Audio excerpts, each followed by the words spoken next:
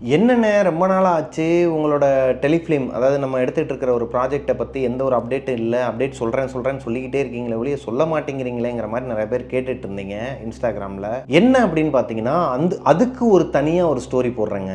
என்ன படம் எடுக்கிறோங்கிற அந்த அந்த கதை கிடையாதுங்க. அதை எடுக்கிறதுக்கு எவ்வளோ ஸ்ட்ரகிள் வந்துச்சு, அதில் நாங்கள் எவ்வளோக்கு எவ்வளோ நாங்கள் போராடிட்டு இருக்கோம், அதில் என்னென்ன அமானுஷங்கள்லாம் எங்களுக்கு நடந்துச்சு. எஸ், இது நாள் வரைக்கும் நம்ம போகிற இடங்களில், இந்த வீடுகளில் நாங்கள் ஒரு அமானுஷத்தை ஃபேஸ் பண்ணியிருக்கோம். அதை ஒரு வீடியோவாக போட்டிருப்போம், அதை நீங்கள் பார்த்துருப்பீங்க. அதே மாதிரி உங்களுக்கு நடந்த அமானுஷங்கள் எல்லாத்தையும் என்கிட்ட ஷேர் பண்ணுறீங்க, அதை நான் உங்ககிட்ட ஷேர் பண்ணிக்கிட்டு இருக்கேன், மக்கள்கிட்ட ஷேர் பண்ணிக்கிட்டு இருக்கேன். இப்போது நான் ஒரு ப்ராஜெக்ட், ஒரு 28 நிமிஷம் ஒரு டெலிஃபிலிம் ஒன்று எடுத்து முடிச்சிட்டேன். ஆக்சுவலாக எடுத்து முடிச்சிட்டோம், போஸ்ட் ஒர்க் தான் போயிட்டுருக்குன்னு வச்சுக்கோங்களேன். அதோட அப்டேட்லாம் கொஞ்சம் கொஞ்சமாக வரும், கூடிய சீக்கிரத்தில் இன்னொரு ஒரு 10 டேஸ்லேயே வர ஆரம்பிச்சுன்னு வச்சுக்கோங்களேன். அதுக்கான வேலைகளை நான் ஸ்டார்ட் பண்ணும்போது, ஸ்டார்டிங் ஸ்டேஜ்லேருந்து இப்போ வரைக்கும் எனக்கு ஏகப்பட்ட தடங்கல்கள் வந்தால் கூட சமாளிச்சிடலாம். ஷூட்டிங் ஸ்பாட்டில் வச்சு ஒருத்தர் பார்க்கக்கூடாத ஒரு விஷயத்தையும் பார்த்துருக்குறாருங்க. நாங்கள் ஷூட்டிங் போன ஒரு வில்லாவில் மேலே ஒரு விஷயம் நடந்திருக்குது. அவர் தூங்கிட்டு இருக்க ஒரு நைட்டு ஒரு 12லேருந்து 1 மணிக்கு நாங்கள் விடிய ஷூட் பண்ணோங்க. அங்கே ஏகப்பட்ட அமானுஷங்கள் நடந்துச்சு. அதை நான் தனியாக ஒரு கதையாகவே போடுறேன். மேபி நெக்ஸ்ட் ஸ்டோரி கூட அந்த ஸ்டோரியாக இருக்கலாம். எவ்வளோ பேருக்கு அந்த ஸ்டோரி வேணுங்கிறத கீழே கமெண்ட்டில் சொல்லுங்கள். ஒரு டோட்டல் யூனிட்டும் பாதிக்கப்பட்டிருக்கு. லைக் காந்தாரான்லாம் சொல்ல முடியாதுங்க, நம்ம ஒன்றும் அவ்வளோ பெரிய அப்பா அட்டாக்கர்ஸ்லாம் கிடையாது. ஆனால் நமக்கு நடந்ததை நம்ம சொல்லலாம் இல்லையா, நமக்கு என்ன நடந்துச்சுங்கிறத நம்ம சொல்லணும் இல்லையா, சொல்லி தான் ஆகணும். ஏன்னா அதில் அவ்வளோ ஸ்ட்ரகிள் எங்களுக்கு இருந்திருக்குது. அதை நான் நெக்ஸ்ட்டு ஸ்டோரியாகவே, என்னோடய நரேஷனில் ஒரு ஸ்டோரியாகவே உங்ககிட்ட நான் சொல்கிறேன். வெயிட் பண்ணுங்கள். மிட் நைட் ஒரு 12:30 மணிலேருந்து 1 மணிக்குள்ளே நீங்கள் தனியாக வந்துக்கிட்டு இருக்கீங்க, நடந்தோ இல்லை பைக்லேயோ வந்துக்கிட்டு இருக்கும்போது அந்த ஏரியாவே ஒரு மாதிரி மயான அமைதியாக இருக்குது, இருட்டாக இருக்குது. நீங்கள் வர இடத்துல அந்த ஸ்ட்ரீட் லைட்டுமே கிடையாது. நைட் அந்த பூச்சியோட சத்தம் மட்டும் உங்களோட காதை தொலைக்கிற அளவுக்கு ஒரு சத்தம் கேட்டுக்கிட்டு இருக்கு. அந்த அட்மாஸ்பியரில் நீங்கள் வந்துட்டு இருக்கும்போது அந்த ஏரியாவில் யாருமே கிடையாது, வீடுகளும் கிடையாது. ஒரு 2 கிலோமீட்டர் தாண்டினதுக்கப்புறமா தான் ஊர் எல்லைக்குள்ளே வரும்போது தான் ஒரு வீடாக அங்கங்கே இருக்குன்னு வச்சுக்கோங்களேன். அந்த ஏரியாவை தாண்டதுக்குள்ளேயே, அதாவது எல்லை பகுதியை தாண்டி ஊருக்குள்ளே வர்றதுக்கு முன்னாடியே யாராச்சும் ஒருத்தவங்க உங்ககிட்ட லிஃப்ட் கேட்டால் நீங்கள் கொடுப்பீங்களா, கொடுக்க மாட்டிங்களா? தூரத்தில் வரும்போதே அந்த உருவத்தை நீங்கள் பார்த்துடுறீங்க. அது ஒரு மனித உருவம் மாதிரி தான் இருக்குது தூரத்துலேருந்து வரும்போது. கிட்ட வர தான் தெரியுது அது ஒரு கருப்பு புகை மாதிரியான ஒரு அமானுஷங்கிறது. நீங்கள் வர பாதையில் சுடுகாடும் இருக்குது. அப்போது அந்த இடத்துல உங்களோட மனநிலைமை எப்படி இருக்கும்? அதே மாதிரி நல்லா படுத்து தூங்கிட்டு இருக்கீங்க. உங்கள் அப்பா அம்மா கிட்ட ஒரு விஷயத்த நீங்கள் மறைச்சிடுறீங்க. வெளியே எங்கேயோ ஒரு இடத்துல உங்கள் ஃப்ரெண்ட்ஸோடையோ இல்லை உங்களோட பாய் ஃப்ரெண்டோட இல்லை கேர்ள் ஃப்ரெண்டோட ஒரு தப்பு பண்ணிட்டீங்க. அதை வீட்டில் மறைச்சிட்டு உங்கள் வீட்டுக்கு யாருக்குமே தெரியக்கூடாதுன்னு நினச்சிக்கிட்டு அதையும் உங்கள் மனசில் ஓடிக்கிட்டு இருக்கு. அதே நேரத்தில் ஏதோ ஒரு அமானுஷம் உங்களை துரத்துற மாதிரியும் ஃபீல் ஆகுதுங்க. நைட்டு பெட்டில் படுத்து தூங்கிட்டு இருக்கும்போது திடீர்னு உங்களை யாரோ ஒருத்தவங்க கழுத்தை பிடிச்சி அமுக்கிற மாதிரி இருக்குது. கண் முழிச்சு பார்த்தா யாருமே இல்லை. ஆனால் உங்களோட கழுத்தை நெரிக்கிறத உங்களால் உணர முடியுது. இன்னும் கொஞ்ச நேரத்தில் நமக்கு என்ன வேணாலும் ஆகலாங்கிற ஒரு கட்டத்துக்கே வந்தால் என்ன பண்ணுவோம்? எஸ், இன்னைக்கு நம்ம பார்க்க போகிறது 2 ஸ்டோரிங்க. தமிழ்நாட்டில் உசிலம்பட்டி அப்படிங்கிற கிராமத்துக்கு பக்கத்து ஊரில் நடந்த ஒரு சம்பவத்தை பற்றியும், மலேசியாவில் கிளாங்கிற பகுதியில் ஒரு பொண்ணுக்கு நடந்த ஒரு சம்பவத்தையும் எனக்கு இன்ஸ்டாகிராமில் ஷேர் பண்ணியிருந்தாங்க. இந்த 2 ஸ்டோரியுமே செம த்ரில்லிங்காக இருந்தது. இந்த 2 ஸ்டோரியை தான் இன்றைக்கி நம்ம பார்க்க போகிறோம். Welcome to our show devil's kitchen.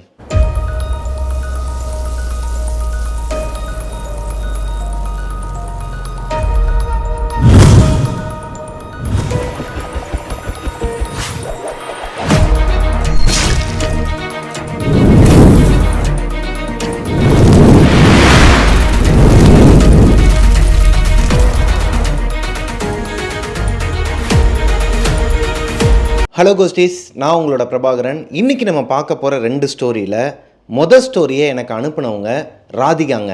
Radhika உசிலம்பட்டிக்கு பக்கத்தில் இருக்கிற ஒரு கிராமத்தை சேர்ந்த பொண்ணு. இவங்களோட குடும்பத்தில் ராதிகா, அவங்களோட தம்பி ரவிவர்மா, அவங்களோட தங்கச்சி ராஜி, அப்பா, அம்மா, தாத்தா, பாட்டி, இவங்க 7 பேர் கொண்டது இவங்களோட குடும்பங்க. இந்த ஊரை பொறுத்த வரைக்கும் மொத்தமே ஒரு 50 குடும்பம் தான் இருக்குமா. உசிலம்பட்டிக்கு பக்கத்தில் இருக்கிற ஒரு குக் கிராமம்.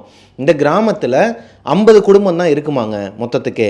இந்த 50 குடும்பமே 8 மணிக்கு மேலே, அதாவது சாமம் சொல்லுவாங்க அங்கெல்லாம், அந்த நடுச்சாமத்துக்குள்ள ஒரு 8 மணிக்கு மேலே யாருமே வரமாட்டாங்களாம். மோஸ்ட்லி வெளியூருக்கு போயிருக்கவங்களுமே வந்து ஒரு 8:30 9 மணிக்குள்ளே வீட்டுக்கு வந்துருவாங்களாங்க. பொதுவாகவே கிராமத்தில் வேகமாகவே வந்துருவாங்க, ஏன்னா வேலை முடிஞ்சு நைட் ஷிஃப்ட்லாம் இருக்காது மோஸ்ட்லி. அந்த மாதிரியான ஒரு ஊரில், ஊர் எல்லையில் ஒரு கருப்பசாமி கோயில் இருக்குதுங்க. இந்த கருப்பசாமியோட பேர் சின்ன கருப்பசாமி. இந்த சின்ன கருப்பசாமி தான் ராதிகாவோட குலதெய்வமாங்க. இந்த ரவிவர்மா இருக்கார் பார்த்தீங்களா, ராதிகாவோட தம்பி, இவருக்கு சின்ன வயசுலேருந்தே பேயினாலே பயமாங்க. யாருக்கு தான் பேய்னா பயம் இருக்காது, அந்த மாதிரி தான். ஆனால் இவர் கொஞ்சம் எக்ஸ்ட்ராவே பயப்படுவாராம். நம்ம முனி படத்தில் வர லாரன்ஸ் அண்ணன் மாதிரி எடுத்ததுக்கெல்லாம் பயப்படுவாராம். சும்மா ஒரு கதையாக பேசிகிட்டு இருக்கும்போது பேய் அப்படிங்கிற ஒரு வார்த்தை வந்தாலே ஓடிடுவாராம். அது சின்ன வயசில் தான் அப்படி இருக்கிறாருன்னு பார்த்தா கொஞ்சம் கொஞ்சமாக வளர்ந்து அவர் 10th ஸ்டாண்டர்ட் படிச்சுட்டு இருக்கிறாரு. அந்த டைமில் ராதிகா காலேஜ் செகண்ட் இயர் படிச்சுட்டு இருக்கிறாங்க. அப்போது அவங்களுக்கு கல்யாண பேச்சும் அடிபடுதுங்க வீட்டில். கிராமத்தில் இருக்கிறவங்களாம் பொண்ணுங்க படிப்பை முடிக்கணும் அப்படின்னு நினைக்க மாட்டாங்க. இது நடக்கிற பீரியட் வந்து 2011. ஸோ அந்த பீரியட்லலாம் வந்து பார்த்திங்கன்னா அந்த அளவுக்கு படிக்கணும் அப்படி இப்படிலாம், இந்த சோசியல் மீடியான்னு இப்போ ஒன்று வரல அப்படின்னா இப்போயுமே நிறைய பெண்களோட படிப்பு கேள்விக்குறியாக தான் இருக்கும்னு நான் நினைக்கிறேன். ஸோ ராதிகாவுக்கு கல்யாண பேச்சு அடிபட்டு இருக்கு வீட்டில். அவங்க செகண்ட் இயர் காலேஜ் படிச்சுட்டு இருக்கும்போது ராதிகா அவங்களோட வீட்டோட அமைப்பு எப்படி இருக்குன்னா, அது ஒரு தனி வீடுங்க. இந்த கிராமத்துக்குள்ளே வீடுலாம் எப்படி இருக்குன்னு உங்களுக்கே தெரியும். இவங்களோட வீடு தான் இந்த கிராமத்திலேயே கடைசி வீடுன்னு சொல்ல முடியாது, இது ஒரு முச்சந்தி வீடு மாதிரியாங்க. லைக் இவங்களோட வீட்டுக்கு பின்னாடி ஒரு 600 மீட்டர் டிஸ்டன்ஸில் ஒரு சுடுகாடு இருக்குமா. இவங்களோட காம்பவுண்ட் சுவரை எட்டி பார்த்தாலே அந்த சுடுகாடு வந்து தெரியுமா. இவங்க வீட்டுக்குள்ளேயே, அதாவது வீட்டுக்கு வெளியே இந்த கொல்லப்புறம்பாங்க இல்லையா, அதை சுற்றி ஒரு சோறு எழுப்பியிருப்பாங்களாம், காம்பவுண்ட் சோறு மாதிரி. இந்த சோறுக்குள்ளேயே ஒரு வேப்ப மரம் ஒன்று இருக்குதுங்க. அங்கே நிறைய அந்த கோழி ஆடுலாம் வளர்க்குறாங்க. அவங்க கோழிலாம் வந்து என்ன பண்ணுன்னா நைட் நேரத்தில் போய் அடைஞ்சிருங்க. கூடு மாதிரி வச்சுருப்பாங்க ஒன்று, அதுக்குள்ளே போய் அடைஞ்சிரும். அப்படி இல்லை அப்படின்னா அங்கே இருக்கிற மரங்களில் அங்கங்கே போய் உட்காந்துக்கிட்டு அடங்கிரும் மீன்ஸ் தூங்கிடும். அப்படியே வீட்டுக்குள்ளே வந்தோன்னா ஒரு பெரிய ஹாலுங்க. அந்த பெரிய ஹாலை ஒட்டியே ஒரு ரெஸ்ட் ரூம் இருக்குமா, காமன் டாய்லெட் இருக்கும். அதுக்கு பக்கத்துலேயே கிச்சன் இருக்குமா. கீழே ஒரே ஒரு மாஸ்டர் பெட்ரூம் இருக்குமாங்க. அவ்வளோதான். மேலெலாம் வந்து ரூம்லாம் கிடையாது, ஒரே ஒரு ஃப்ளோர் தான், மேலே மொட்டை மாடி. இதுதான் அவங்க வீட்டோட அமைப்புங்க. பொதுவாகவே ராதிகாவோட அம்மா ராதிகா, ராஜி, அவங்க தங்கச்சி இருக்காங்க இல்லையா ராஜி, இவங்க 3 பேரும் தான் அந்த கிங் சைஸ் பெட்டில் படுத்து தூங்குவாங்களாம் உள்ள. அப்பாவும் அண்ணனும் வெளியே தான் படுத்து தூங்குவாங்களாம். கொஞ்ச நாள்லையே அவங்க தாத்தா பாட்டி 2 பேரும் அவங்களோட பூர்வீக சொத்து ஒன்று இருக்குதாங்க அவங்க ஊருக்குள்ளேயே, அங்கே போயிட்டாங்களாம். ஸோ இவங்க 5 பேர் மட்டும்தான், தாத்தா பாட்டியை தவிர்த்து ராதிகாவோட சேர்ந்து அவங்களோட அப்பா அம்மா, தம்பி, தங்கச்சி, மொத்தம் 5 பேர் தான் அந்த வீட்டில் வாழ்ந்துக்கிட்டு வராங்க. 2011 ராதிகாவுக்கு கல்யாணமாகி அவங்க புகுந்த வீட்டுக்கு போயிடுறாங்க. இப்போ இந்த வீட்டில் ராதிகாவோட தம்பி ரவிவர்மாவும் அவங்களோட தங்கச்சி ராஜி 2 பேர் மட்டும்தான் இருக்கிறாங்க. ஏன்னா அவங்களோட அப்பா அம்மா 2 பேரும் என்ன வேலை வந்தாலும் போயிடுவாங்களாங்க. லைக் கொத்தனாருக்கு வந்து இந்த சித்தாள் வேலைலாம் சொல்லுவாங்க இல்லையா, அந்த மாதிரியோ இல்லை சும்மாவே இருக்க மாட்டாங்களாம். ஏன்னா அப்போலேருந்து இப்போ வரைக்கும் கஷ்டப்பட்டு உழைச்சி தான் அந்த வீடை கட்டியிருக்கிறாங்க. இப்போ வரைக்குமே அவங்க வந்து வேலைக்கு போயிட்டு தான் இருக்கிறாங்களாங்க. ஸோ 2 பேரும் வேலைக்கு போயிட்டாங்கன்னா வீட்டில் ராஜியும் ரவிவர்மா மட்டும்தான் இருப்பாங்களாம். ஒருவேளை ராதிகாவோட அம்மாவும் அப்பாவும் எங்கேயாச்சும் வெளியூர் போயிட்டாங்க, வர்றதுக்கே 1 நாள் ஆகும் இல்லை 2 நாள் ஆகும், அந்த மாதிரி வேலைக்கெலாம் போயிட்டாங்க அப்படின்னா அப்போது இவங்க தான் போவாங்களாம். ராதிகா போய் அவங்க வீட்டில் இருப்பாங்களாம். ஏன்னா ராதிகா, ராஜி, ரவிவர்மா 3 பேரும் வீட்டில் அவங்க தனியாக கஷ்டப்படக்கூடாது, பயந்துருவாங்க, இவனும் வந்து பயப்படுவான் தம்பியும், அப்படிங்கிறனால அவங்களே போய் இருப்பாங்களாங்க. ஒரு நாள் என்ன ஆகுதுன்னா, அவங்களோட அப்பா அம்மா 2 பேரும் சொல்லாமல் கொள்ளாமல், அதாவது ராதிகா கிட்ட சொல்லாமல் கொள்ளாமல் சொந்தக்காரங்களோட வெட்டிங்க்கு போயிடுறாங்க. அது மதுரை தாண்டி இந்த பக்கம் திருச்சி போகிற வழியில் ஒரு ஊர் கொட்டாம்பட்டிங்கிற ஒரு கிராமத்தில் அந்த கல்யாண வீட்டுக்கு போயிடுறாங்க. ராதிகா கிட்டேயும் சொல்லலை. இப்போது வீட்டில் ராஜியும் சரி ரவிவர்மாவும் சரி 2 பேருமே ராதிகா கிட்ட சொல்லலை. நைட்டு ஒரு 8:30 மணி இருக்குமாங்க. ரவிவர்மா வெளியே போயிட்டு டியூஷன்லாம் முடிச்சுட்டு ரிட்டன் வரும்போது பைக்கில் தான் வருவாராங்க. பைக்கில் வந்துக்கிட்டு இருக்கும்போது இவங்க ஊருக்கும் பக்கத்து ஊருக்கும் நடுவில், ஏன்னா பக்கத்து ஊரில் தான் ஒரு டியூஷன் போகிறாரு, அங்கேருந்து பைக்கில் வந்துட்டு இருக்கும்போது ஹீரோ ஸ்ப்ளெண்டர் ப்ளஸில் தான் வந்துட்டு இருக்கிறாரு. வந்துட்டு இருக்கும்போது தூரத்தில் யாரோ ஒருத்தவங்க நின்று லிஃப்ட் கேட்குற மாதிரி தெரிஞ்சிருக்குதுங்க. இவர் ஊர்லேருந்து வந்தவங்க எல்லாருமே வேகமாகவே போயிட்டாங்க. இவர் ஃப்ரெண்ட்ஸோட அரட்டை அடிச்சுட்டு, அந்த ஊருக்கார ஃப்ரெண்ட்ஸோட அரட்டை அடிச்சுட்டு லேட்டாக தான் வராரு, ஒரு 8-8:30 தான் வராரு. இந்த ஏரியாவே ஒரு மாதிரி மயான அமைதியாக இருக்குதாங்க. இருட்டு, பயங்கரமான இருட்டு. இவரோட அந்த பைக்கோட வெளிச்சத்தில் தான் அவர் வந்துட்டு இருக்கிறார். பைக்கோட வெளிச்சத்திலே இவர் பார்த்துடுறாரு, தூரத்தில் யாரோ ஒரு பொண்ணு சாரி கட்டிக்கிட்டு ஒரு மாதிரி நின்றுட்டுருக்குறாங்கங்கிறது தெரியுது. அந்த பொண்ணு லிஃப்ட் கேட்டுட்ருக்கு. இவர் கிட்டக்க போக போக இவருக்கு தூரமாக வந்து வண்டியை நிப்பாட்டவே இல்லை, வண்டியை ஸ்லோ பண்ணிடுறாரு. ஏன்னா இவரால் அந்த மாதிரியான நெகட்டிவ் எனர்ஜியை உணர முடியுமாங்க. இவங்களோட குலதெய்வம் சின்ன கருப்பசாமின்னு சொன்னேன் இல்லையா, இவங்களோட அப்பாவோட அப்பா வாழையடி வாழையா கருப்பசாமி குடும்பம் இவங்க. அதாவது அவங்களோட உடம்புல கருப்பசாமி இறங்கி அருள்வாக்குலாம் சொல்லுவாங்களாம். இவங்க அப்பாவுக்கு அப்புறம் இப்போது இவரோட உடம்புல தான் இதுக்கு முன்னாடி நடந்த திருவிழாலேயே இவருக்கு கருப்பசாமி இறங்கியிருக்கிறார். ஸோ ஏதோ ஒன்று தப்பாக இருக்குதுங்க. யாரோ ஒருத்தவங்க நிற்கிறாங்க. இவர் அறியாமலே உள்ளுக்குள்ளே ஒரு பயம் இருந்தாலும் அதை மேனேஜ் பண்ணிக்கிட்டு வேகமாக வண்டியை முறுக்கிக்கிட்டு போகிறாருங்க. இவர் எவ்வளோ தான் வண்டியை முறுக்குனாலும் அது 40க்கு மேலே போக மாட்டேங்குதாங்க பைக்கு. ஸ்ப்ளெண்டர் ப்ளஸில் எவ்வளோ தான் அதிகமாக முறுக்குனாலுமே 70-80 தாண்டாதுங்க. அது உடனே சடனாக ரைஸ் பண்ணோன்னா. இவர் அப்படி ரைஸ் பண்ணியுமே 40 தாண்டலையாம். பொறுமையாக போய்கிட்டு இருக்குதான். இப்போ அந்த உருவத்துக்கிட்ட நெருங்க இவருக்கு தெரியுதுங்க, அது ஒரு மாதிரி கருப்பு புகை மாதிரி ஒரு மாதிரி கோரமாக இருக்குதாங்க. இருட்டாகுது. அந்த இடமே இருட்டாகவே இருந்தாலும் நம்மளால் உணர முடியும், பார்க்க முடியும். இப்போ கரண்ட்டு போச்சு அப்படின்னா வீட்டில் நம்ம கண்ணு ஒரே இடத்துல பார்த்தோன்னா அங்கே யாருன்னா நின்னாங்கன்னா நமக்கு தெரியும். நீங்கள் ட்ரை பண்ணி பாருங்கள் உங்களோட வீட்டில். அதே மாதிரி தான் இவருக்கும் ஒரு உருவம் தெரிஞ்சிருக்குது. எப்படியாவது இதை தாண்டி போயிடணும், சின்ன கருப்பசாமி நீ தான் கூட துணையாக இருக்கணும்னு சொல்லி மனசில் நினச்சிக்கிட்டு கிராஸ் பண்ணி போயிருக்கிறாருங்க. எப்படியோ அந்த உருவத்தை கிராஸ் பண்ணி வீட்டுக்கு வந்துடுறாருங்க. கண்டுக்கவே இல்லை, ஆனால் மரண பீதியில் இருக்கிறாரு. வீட்டுக்கு வந்ததுக்கப்புறமா அவங்களோட தங்கச்சி ராஜி என்ன சொல்கிறாங்கன்னா, ஆனால் வீட்டில் சாப்பாடு இல்லை, நீ போயிட்டு இட்லியும் கறிக்குழம்பும் அந்த ஆச்சி வீட்டில் வாங்கிட்டு வந்துரு அப்படிங்கிறாங்க. இவருக்கு எப்படி இருக்கும்? அவன் உயிரை கையில் பிடிச்சிட்டு இப்போ தான் வீட்டுக்கு வந்திருக்கிறான், கறிக்குழம்பு வாங்கிட்டு வாவா, அதெல்லாம் வேணாம், வீட்டில் இருக்கிறத பழைய கஞ்சினாலும் நான் குடிச்சிட்டு படுத்துடுறேன் அப்படிங்கிற மாதிரி சொல்லியிருக்கிறாரு. அவங்க நான் கேட்டேன்டா, அவங்க தாண்டா வர சொன்னாங்க, நீ போயிட்டு வாடாங்கிற மாதிரி சொன்னதுக்கப்புறமா வேறு வழி இல்லாமல் மறுபடியும் ஸ்ப்ளெண்டரை எடுத்துக்கிட்டு, ஏன்னா ஊருக்குள்ளேயே தான் போகிறாரு, ஊருக்குள்ளேயே போயிட்டு அவங்க தாத்தா பாட்டி வீட்டில் கறிக்குழம்பும் இட்லியும் தோசையும் வாங்கிட்டு வீட்டுக்கு வந்துடுறாருங்க.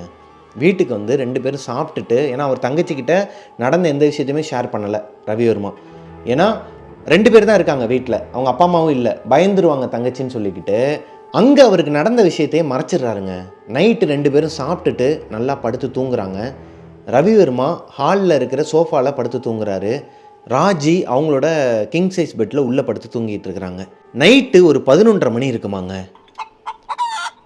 இந்த கோழிங்க எல்லாம் ஒரு மாதிரி பயந்து போய் கத்துனா எப்படி இருக்கும், இந்த மாதிரி அவங்க வீட்டு கொல்லப்புறத்தில் இருக்கிற கோழிங்க எல்லாம் ஒரு மாதிரி கத்திக்கிட்டு இருக்கிறாங்க. இந்த சத்தத்தில் டிஸ்டர்ப் ஆகி ராஜி எந்திரிக்கிறாங்க. ராஜி எந்திரிச்ச உடனே அவங்களுக்கு என்ன தோணுதுன்னா, ஐய இவன் என்ன வெளியே தானே இருக்கிறான், எதுக்கு கோழியெல்லாம் கத்திக்கிட்டு இருக்கேன், திருடங்கிட்ட வந்துட்டானா, ஏன்னா கோழியெல்லாம் திருடுவாங்களாம், ஊரில் கோழி ஆடெல்லாம் திருடுவாங்களாம். ஒருவேளை எவனா திருட வந்துட்டானான்னு சொல்லி வெளியே வந்திருக்கிறாங்க. அவங்களோட ரூம் டோரை ஓப்பன் பண்ணிட்டு வெளியே வந்து பார்த்தா தலை வரைக்கும் பெட்ஷீட்டை போட்டு மூடி நல்லா படுத்து தூங்கிட்டு இருக்கிறாராங்க ரவிவர்மா. இப்போது ராஜிக்கு ஒரு பயம் என்னன்னா, எப்போயுமே மெயின் டோரை லாக் பண்ணி வச்சுருப்பாரு, இன்றைக்கின்னு பார்த்து ஓப்பனில் இருக்குது, அதாவது கொல்லப்புற கதவு. இவனை எழுப்பலாமா வேணாமா, நல்லா தூங்கிக்கிட்டு இருக்கான்னு சொல்லி நினச்சிட்டு இருக்கும்போதே கோழியை அதிகமாக கத்த ஆரம்பிக்குதுங்க. ஒரு மாதிரி அதுங்களோட சத்தமே பயமுறுத்துகிற மாதிரி இருக்குது. நைட்டு டைம் பார்க்குறாங்க, 11:45 கிட்ட ஆகுது. இப்போது அவங்களோட அண்ணனை எழுப்புறாங்க. ரவி ரவி எந்திரா ஏதோ சத்தம் கேட்குறா, ஏதோ திருட வந்துட்டாங்களோடா, எந்திரான்னு சொல்லி எழுப்புனா அவர் எந்திரிக்கவே இல்லையாங்க. ஒரு மாதிரி செத்து போன மாதிரி இருக்கிறாராம். அதாவது அவங்க சொன்னாங்க அப்படி செத்து போன மாதிரி அப்படியே படுத்துருக்கிறாராம். எந்த ரியாக்ஷனுமே இல்லையா. இவங்களுக்கு இன்னும் பயம் அதிகமாகுது. ரவி ரவி எந்திரா என்னாச்சுன்னு சொல்லி நல்லா உழுக்கும்போது அவர் கொஞ்சம் கொஞ்சமாக அணத்துறாராம். சொல்லிட்டு திரும்பி படுத்துக்கிறாராங்க. இது ஆஸ் யூஸ்வல் எல்லாருக்குமே நடக்கிற ஒன்று தான். நல்லா தூங்கிக்கிட்டு இருக்கும்போது யாருன்னா எழுப்புனாங்கன்னா இந்த மாதிரி முணங்கிட்டு திரும்பி படுத்துருவோம். அதே மாதிரி தான் அவங்களும் நினச்சிருக்கிறாங்க. ஓகே இவன் வந்து தூக்கத்தில் இருக்கிறான் போல், நம்மளே போய் பார்ப்போம்னு சொல்லிட்டு வெளியே போய் பார்த்தா அவங்களோட கொல்லப்புறத்தில் அந்த வேப்ப மரம் இருக்குன்னு சொன்னேன் இல்லையா, அந்த வேப்ப மரத்தில் கொஞ்சம் கோழிங்களும், கீழே அந்த கூண்டில் கொஞ்சம் கோழிங்களும், அந்த கூடைக்குள்ளே வச்சுருப்பாங்கன்னு இல்லையா, அதில் கொஞ்சம் கோழிங்களும் அடங்கி தான் இருக்குதுங்களாம். ஆனால் அந்த சத்தம் இப்போ வரைக்கும் கேட்டுட்டு இருந்துச்சே. அந்த சத்தம் ஒருவேளை நம்ம வெளியே வரதுக்குள்ளே தூங்கிருச்சுங்களா? எல்லாம் அப்படி தூங்காது, சத்தம் கொடுத்துக்கிட்டே தானே இருக்கும். ராஜிக்கு ஒன்றுமே புரியலை. கோட்டை சோறு இருக்கு இல்லையா, இந்த கோட்டை சோறுக்கு மேலே யாரோ ஒருத்தவங்க நிற்கிற மாதிரி அவங்களுக்கு சைடு கண்ணில் தெரியுது ராஜிக்கு. இருந்தாலும் திரும்பி பார்க்குறதுக்கு பயம். வேணாம், ஏன்னா ஆல்ரெடி இவங்களோட வீட்டுக்கு பின்னாடி ஒரு 500 மீட்டர் டிஸ்டன்ஸ்லேயே ஒரு சுடுகாடு இருக்குங்கிறது தெரியும் அந்த பொண்ணுக்கு. நைட்டு இந்த கொலுசு சத்தம் கேட்குறது, அப்புறம் நிறையா விஷயங்கள்லாம் நடந்திருக்குது. அது இந்த பொண்ணுக்கு தெரியாது. அரசல் புரசலாக கேள்விப்பட்டிருக்கு. ரவிவர்மா சொல்லுவாராம். ரவிவர்மா சொன்னாலே அவர் பேய் கதை தான் சொல்லுவாருங்கிறனால, அதாவது சின்னதாக ஒரு சத்தம் கேட்டால் கூட பயந்துருவாருங்கிறனால அவரோட பேச்சை பெருசாக எடுக்காமல் இருந்திருக்கிறாங்க அவங்க தங்கச்சி ராஜி. ஆனால் இப்போது அவங்களோட சைடு கண்ணில் ஒரு உருவம் தெரியுதுங்கிறத அந்த பொண்ணு பார்த்ததுக்கப்புறமா பயந்து போய் வேமா ஓடி வந்து டோரை லாக் பண்ணிடுறாங்க. கொல்லப்புற கதவை லாக் பண்ணிவிட்டு மறுபடியும் ஓடி வந்து அவங்க அண்ணனை எழுப்புறாங்க. டேய் ரவி எந்திர்றான்னு சொல்லிட்டு அழுகுறாங்க. எந்திர்றா அண்ணன் பயமாக இருக்குண்ணான்னு சொல்லி எழுப்பும்போது அவர் ஒரு மாதிரி டக்குன்னு எந்திரிச்சிட்டு கண்ணை கூட முழிக்காமல் ஏய் ஒன்றும் இல்லை போய் படுத்து தூங்குடி அப்படின்னு சொல்லிட்டு படுத்துட்டாராங்க. இவங்களுக்கு என்னன்னா சரி ஓகே உயிரோட தான் இருக்கிறான், நம்ம போய் படுத்து தூங்கிடுவோம்னு சொல்லிட்டு அவங்களோட ரூம்குள்ளே போயிட்டு டோரை லாக் பண்ணிவிட்டு அவங்க சின்ன கருப்பசாமி இருக்கார் இல்லையா குலதெய்வம், அவரை மனசில் நினச்சிக்கிட்டு திருநீர்லாம் பூசிக்கிட்டு படுத்து தூங்கிருச்சான் அந்த பொண்ணு. அடுத்த நாள் காலையில் அவங்க அக்காவுக்கு ஃபோன் போட்டு இந்த கதையை அனுப்புனாங்க இல்லையா ராதிகா, அவங்களுக்கு ஃபோனை போட்டு வீட்டுக்கு வர வச்சு சரியான திட்டாங்க அவருக்கு ரவிவர்மாவுக்கு. ஏண்டா ஒரு பொம்பளை பிள்ளைய உன்னை நம்பி தனியாக வீட்டில் விட்டுட்டு போனால் அவள் ஒரு ஆபத்து ஒரு மாதிரி பயமாக இருக்குன்னு சொல்லிட்டு எழுப்பியிருக்கிறா, நீ பாட்டுக்கு படுத்து தூங்கிட்டு இருந்தா என்னடா அர்த்தம்னு சொல்லிட்டு பிடிச்சி திட்டிருக்கிறாங்க. அப்போ தான் ரவிவர்மா ஒரு விஷயத்த சொல்கிறாரு. அக்கா நேற்று நடந்ததே வேற, நான் சொல்கிறத நீ நம்புவியானலாம் எனக்கு தெரியாது. நான் அங்கேருந்து வந்துட்டு இருக்கும்போது ஒரு உருவத்தை பார்த்தார் இல்லையா பைக்கில் வந்துட்டு இருக்கும்போது, அந்த உருவம் என்னை ஃபாலோ பண்ணி வந்துச்சா என்னன்னு தெரில. நான் வீட்டுக்கு வந்ததுக்கப்புறமா கறிக்குழம்புலாம் வச்சு சாப்பிட்டுட்டு படுத்து தூங்கிட்டேன். ஹாலில் படுத்து தூங்கிட்டு இருக்கும்போது ஒரு 11லேருந்து 11:15 இருக்கும். நான் எந்திரிச்சேன், எனக்கும் ஒரு சத்தம் கேட்டுச்சு. ஏதோ ஒரு சத்தம், கோழியெல்லாம் கத்துற மாதிரி ஆடுலாம் கத்துற மாதிரிலாம் எனக்கு ஒரு மாதிரி சத்தம் கேட்டுச்சு. அது போக வெளியே இருந்து யாரோ ஒருத்தர் என்னோடய பேரை சொல்லி கூப்பிட்டாங்க ரவின்னு. நான் எந்திரிச்சு போய் அந்த டோரை ஓப்பன் பண்ணேன். இவர் தான் ஓப்பன் பண்ணியிருக்கிறாரு, அந்த கொல்லப்புற கதவை இவர் தான் ஓப்பன் பண்ணியிருக்கிறாரு. ஓப்பன் பண்ணிவிட்டு வெளியே போனவர் என்ன நடந்துச்சுன்னே தெரியலையாங்க, மறுபடியும் திரும்ப ஓடி வந்து அவரோட பெட்லேயே படுத்து தூங்கியிருக்கிறாருங்க. அடுத்த ஒரு 5 நிமிஷத்தில் அவர் கண்ணை முழிச்சு பார்க்கும்போது உங்கள் தங்கச்சி வர்றதுக்கு 1/4 மணி நேரத்துக்கு முன்னாடி இதெல்லாம் நடந்துகிட்டு இருக்கு. அவரோட தலைக்கு மேலே ஒரு கருப்பு உருவங்க. அங்கே பார்த்தா அதே உருவமாக என்னெல்லாம் இவர் தெரியாதான், ஏன்னா அங்கேயுமே ஒரு மாதிரி புகை மாதிரி தான் பார்த்துருக்கிறாரு. இங்கேயுமே ஒரு உருவம் இவரோட தலைக்கு மேலே கையை வச்சு முடியை பிடிச்சி இழுத்துக்கிட்டு இருக்குதாங்க. இப்படியே இவருக்கு ஒரு மாதிரி தூக்கி போடுது, கத்தவும் முடியலை, ஏன்னா உள்ள தங்கச்சி இருக்கிறாங்க. என்ன பண்ணுறேன்னு தெரியாமல் எந்திரிக்கலான்னு பார்த்தா காலுக்கிட்ட ஒரு 3 உருவமாங்க, அதே கருப்பு உருவம், ஒரு 3 உருவம், 3 பேர் நிற்கிறாங்களாம் லிட்ரலி. இவரோட காலை 2 பேர் பிடிச்சிருக்கிறாங்களா, ஒன்று நடுவில் நின்றுட்டு இருக்கான். ஒன்றுமே புரியலையா அவருக்கு, என்ன பண்ணுறது இது ஒருவேளை கனவாக இருக்குமா அப்படின்னு சொல்லிட்டு பயந்துட்டு, ஐயா கருப்பையா சின்ன கருப்பு நீ தான் என்னை காப்பாற்றணும்னு சொல்லிட்டு அவர் எவ்வளவோ மனசில் நினச்சிக்கிட்டு போராடிக்கிட்டு இருந்திருக்கிறாருங்க மனுஷன். அந்த டைமில் தான் யாரோ ஒருத்தர் கை வச்சு அவரை உலுக்கியிருக்கிறாங்க. எந்திர்றா ரவி எந்திர்றான்னு சொல்லிட்டு உலுக்கியிருக்கிறாங்க. அப்போது அதுலேருந்து தான் அவர் எந்திரிச்சிருக்கிறார். ஏய் ஒன்றாகாது போய் படுறீன்னு சொன்னார்ல, அப்போ அந்த தங்கச்சி உள்ளே போனதுக்கப்புறமா இவர் அழுதுகிட்டு இருந்திருக்கிறாருங்க ஹாலில் உட்காந்து. ஏன்னா இவருக்கு தெரியும் அது கனவு இல்லை, உண்மையாகவே ஏதோ ஒன்று நடந்திருக்கு அப்படிங்கிறது அவங்க அக்கா கிட்ட சொல்கிறாருங்க. இப்போது அவங்க அக்காலேருந்து தங்கச்சிலேருந்து எல்லாருமே ஒரு மாதிரி பயப்படுறாங்க. இது நாள் வரைக்கும் ரவிவர்மா தான் பயந்துட்டு இருந்தார், பேய் பிசாசு அப்படின்னா பயந்துட்டு இருந்தார். இப்போ இவர் சொன்ன விஷயம் அவங்களுக்கு ஒரு இம்பேக்டை கொடுக்குதுங்க. அவங்க அப்பா அம்மா வந்தோடனையும் அவங்கக்கிட்ட சொல்கிறாங்க இந்த மாதிரிலாம் நடந்துச்சுன்னு. அதுக்கப்புறமா அவங்க தம்பியவும் தங்கச்சியும் வந்து ஒரு கோடாங்கி கிட்ட கூப்பிட்டு போகிறாங்க. அங்கே மந்திரிக்கும் போது அவருமே சொல்கிறாராங்க, உன்னைய பின்தொடர்ந்து ஒரு ஆத்மா வந்திருக்குது வீட்டுக்கு. அது போக உன் வீட்டுக்கு பின்னாடி இவங்க என்ன பண்ணுவாங்கன்னா, கோழிலாம் வந்துட்டு வீட்டில் நிறையா வச்சுருக்காங்க இல்லையா, ஒருவேளை கோழி கீழே அடித்தாங்கன்னா அதோட அந்த டஸ்ட் இருக்கும் பார்த்தீங்களா ரத்தத்தோட, அதை மொத்தமாக எடுத்து பின்னாடி வச்சுருப்பாங்களாம். 2-3 நாளுக்கு அப்புறம் தான் மொத்தமாக சேர்த்து வச்சு டிஸ்போஸே பண்ணுவாங்களாங்க. அந்த ரத்த வாடைக்கு தான் ஏதோ ஒன்று வந்திருக்குது, காம்பவுண்ட் சோறு வழியாக வந்திருக்குது, நீ அதுலேருந்து வெளியே வந்துறியா, கருப்பசாமி உனக்கு துணை இருக்கிறாரு. அன்னைக்கு மட்டும் சின்ன கருப்பசாமியை அவர் மனசில் நினைக்காம, அவர் என்ன சொல்கிறாருன்னா, சின்ன கருப்பசாமியை மனசில் நினச்சனால தான் என்னோட தங்கச்சி ரூபத்தில் அவர் எனக்கு உதவி இருக்கிறாரு, அவன் மட்டும் எழுப்பலைன்னா நான் தூக்கத்திலே என்ன வேணாலும் எனக்கு ஆயிருக்கலாம் அப்படிங்கிற மாதிரி சொல்லியிருக்கிறாருங்க. ஸோ ஃபஸ்ட்டு ஸ்டோரி முடியுது. ராதிகா அவங்க சொன்ன ஸ்டோரியை நான் அவங்கக்கிட்ட அப்படியே என்னோட நரேஷனில் ஒப்படைச்சிட்டேன். உங்களுக்கு பிடிச்சிருக்குன்னு நம்புகிறேன். பிடிச்சிருந்துச்சு அப்படின்னா லைக் பண்ணிடுங்க. இந்த ஸ்டோரியிலேருந்து உங்களுக்கு என்ன தோணுதுங்கிறத கீழே கமெண்ட்டில் பதிவு பண்ணுங்கள். உங்களோட ஊர்லேயும் உங்களோட வீட்லேயும் இதே மாதிரி எதனா ஒன்று நடந்துருந்துச்சு அப்படின்னா கீழே கமெண்ட்டில் சொல்லுங்கள். பெரிய கதையாக இருந்துச்சு அப்படின்னா பிரபாகரன் அஃபிஷியல் மிஸ்டர் பிரபாகரனுங்கிற இன்ஸ்டாகிராம் ஐடிக்கு எனக்கு இன்பாக்ஸ் பண்ணுங்கள். மிஸ்டர் பிரபாகரன் யூடியூப் சேனலை சப்ஸ்கிரைப் பண்ணிடுங்க, பக்கத்தில் இருக்க பெல் ஐக்கானை தட்டி விட்டுருங்க. ஏன்னா நிறைய பேர் சப்ஸ்கிரைப் பண்ணாமல் பார்த்துக்கிட்டு இருக்கீங்க. சப்ஸ்கிரைப் பண்ணிவிட்டு பார்த்தீங்க அப்படின்னா எனக்கும் கொஞ்சம் எனர்ஜியாக இருக்கும். ஸோ வாங்க அடுத்த ஸ்டோரிக்குள்ளே போகலாம். செகண்ட் ஸ்டோரியுமே எனக்கு இன்ஸ்டாகிராமில் தாங்க அனுப்பியிருந்தாங்க. மிஸ்டர் பிரபாகரன் இன்ஸ்டாகிராமில் எனக்கு அனுப்பின பொண்ணோட பேர் மேரி. அவங்க ஒரு கிறிஸ்டின் ஃபேமிலிங்க. இப்போது அவங்களுக்கு கல்யாணம் ஆனதுக்கப்புறம், அதுக்கு முன்னாடி பிஃபோர் மேரேஜ் அவங்க ஒரு முஸ்லீம் ஃபேமிலிங்க. Convert ஆகிருக்கிறாங்க Christina. இப்போது அவங்களுக்கு இந்த சம்பவம் நடந்த பிளேஸ் மலேசியாவில் கிளாங் அப்படிங்கிற பகுதிங்க.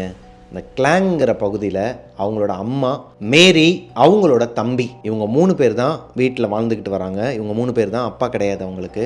அம்மா முஸ்லீம்லேயே வந்து ரொம்ப ஆர்த்தோடாக்ஸான ஒரு முஸ்லீமாங்க அவங்க. ஏன்னா கரெக்டாக இருக்கணும் அவங்களுக்கு. இந்த 5:30 மணிலேருந்து 7 மணிக்குள்ளே தூங்கக்கூடாதான் அவங்களோட சாஸ்திரப்படி. அந்த 5:30லேருந்து 7 மணிக்குள்ளே தூங்குனாங்க அப்படின்னா அது டெவில் வந்து வெளியே வர நேரமாங்க. அந்த நேரத்தில் நம்ம வந்து தூங்கக்கூடாது, அது வந்து நமக்கு பேடு நெகட்டிவான ஒரு விஷயத்தை தான் கொண்டு போய் விடும் அப்படிங்கிற மாதிரி ஒரு சாங்கியம் இருக்குதான் அவங்களுக்குன்னு சொல்லிட்டு. இப்போது அவங்களோட தம்பி வீட்டில் கிடையாது. தம்பி வந்து ஆல்ரெடி ஏதோ ஒரு கேஸில் அவர் ஜெயிலில் இருக்கிறாராங்க. அந்த சிறுவர்கள் இதுன்னு சொல்லுவாங்க இல்லையா, அதில் இருக்கிறாராம். என்ன பிரச்சனை எதுங்கள்லாம் என்கிட்ட சொல்லலை. அவர் ஜெயிலில் இருக்கிறாரு. மேரிக்கு இந்த சம்பவம் நடக்கும்போது ஏஜ் என்னன்னா 24 ஏஜில் அவங்க மாசமாக இருக்கிறாங்க. அவங்க அம்மாவுக்கு இந்த விஷயம் தெரியாதான். அவங்க லவ் பண்ண பையன் அவங்கள ஏமாற்றிட்டு அவங்க வயிற்றில் குழந்தைய கொடுத்துட்டு அவன் காணாமையே போயிட்டானா, அவனை தேடிக்கிட்டு வந்துருக்குறாங்க அந்த டைமில். ஸோ இதை எப்படி அவங்க அம்மா கிட்ட சொல்கிறது, அவங்களுக்கு தெரிஞ்சால் என்ன ஆகும்னு தெரியாமல் வயிற்றில் இருக்க சிசுவையும் அழிக்க முடியாமல் அவங்களுக்கு கிட்டத்தட்ட 5 மாதம் ஆயிடுச்சாங்க. இன்னொரு ஒரு வாரம் போச்சுன்னா 5 மாத கணக்காம். ஸோ 5 மாதம் பிள்ளையை வயிற்றில் வச்சுக்கிட்டு அம்மா கிட்ட எப்படி அந்த பொண்ணால் சொல்ல முடியும்? முதல்ல அவங்க பண்ணதே தப்பு தான். இருந்தாலும் அவங்களோட நிலைமையில் எப்படி அவங்களால சொல்ல முடியும் அவங்க அம்மா கிட்ட? இந்த ஒரு குற்ற உணர்ச்சியோடையே அவங்க அம்மா கூட வாழ்ந்துக்கிட்டு இருக்கிறாங்க. ஏன்னா இவங்களோட வீட்டோட அமைப்பு இதுவுமே ஒரு தனி வில்லா தான். கீழே ஒரு ரூம், மேலே ஒரு ரூம் இருக்குமாங்க. மேலே இருக்கிற ரூமை இவங்க யூஸ் பண்ணிட்டு இருந்திருக்கிறாங்க. என்றைக்கு இவங்க மாசமாக இருக்காங்கன்னு தெரிஞ்சிச்சோ அதுக்கப்புறமா கீழே இருக்கிற அவங்க அம்மா ரூமை எடுத்துக்கிறாங்க. அவங்க அம்மாவை மேலே இருக்கிற ரூமை எடுத்துக்க சொல்கிறாங்க. காரணம்லாம் கேட்க மாட்டாங்க. எதுக்கு கீழ் ரூமுக்கு வர, மேல் ரூம்லேயே தானே இருந்த அப்படின்லாம் கேட்க மாட்டாங்களாம். ஏன்னா அவங்க அம்மா வந்து ரொம்பவே ஃப்ரீடம் கொடுப்பாங்களாம் இந்த பொண்ணுக்கு. அப்படி இருக்கிற ஒரு அம்மா கிட்ட நான் கெட்டு போயிட்டேன், நான் தப்பு பண்ணிட்டேன்னு சொல்லிட்டு எப்படி இந்த பொண்ணால் சொல்ல முடியும்? மேரி இருக்க ரூமுக்கு வெளியே ஒரு பெரிய ஹால் இருக்குமாங்க. அந்த ஹாலை ஒட்டியே கிச்சன் இருக்குமா. அங்கே ஒரு காமன் ரெஸ்ட் ரூமும் இருக்குமாங்க.